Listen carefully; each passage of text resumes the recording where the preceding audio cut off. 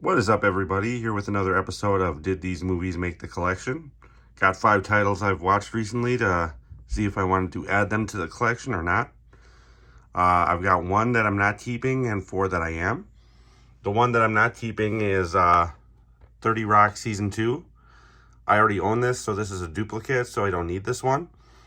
So this one will be getting traded in.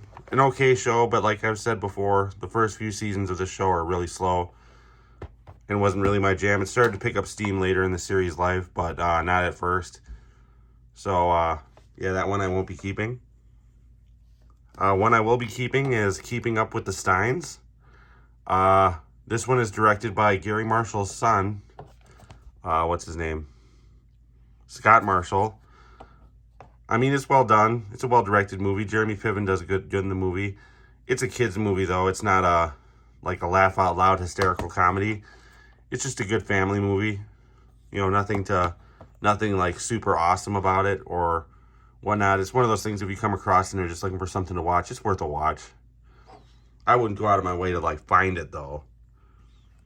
Next one I'm keeping is Teenage Mutant Ninja Turtles 2, The Secret of the Ooze.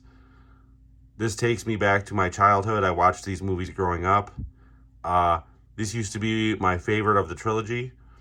I would say this is my least favorite of the trilogy now that I'm an adult. Just didn't seem to have the story of the other ones. But, and they changed the actors who were playing the Turtles also, so their voices were different. But, the story just wasn't there compared to the other ones. But, surprisingly, visually, these movies hold up really well, and I prefer them over the Michael Bay reboots. So, very happy to be keeping that, especially for only $2. Next one was one I had never seen before, and that is called Waiting. Was very surprised at the cast of this movie. A lot of young stars that became huge later on. You know, you got Ryan Reynolds, Justin Long, Anna Faris. You know, it's Chi McBride's in there, Luis Guzman. It's not as, you know, a normal Ryan Reynolds funny movie. It's pretty raunchy, but it's not, you know, Deadpool raunchy.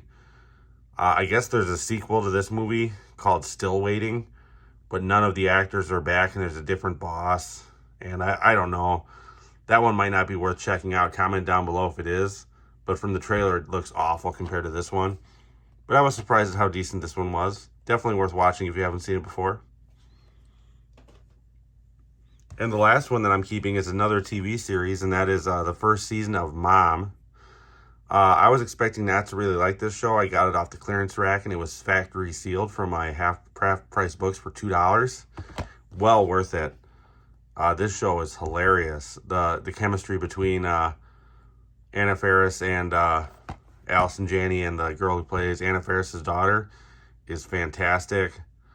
Kevin Pollak even showed up in the show as well, along with some other big stars.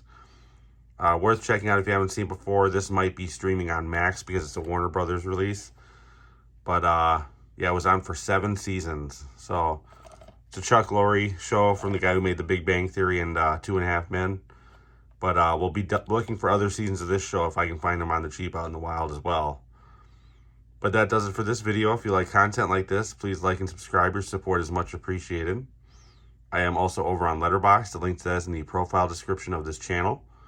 And as always, all these movies are always, except for the TV series, are rated on my Letterboxd as well if you wanted to see what I rated some of these titles. But otherwise, see you next time.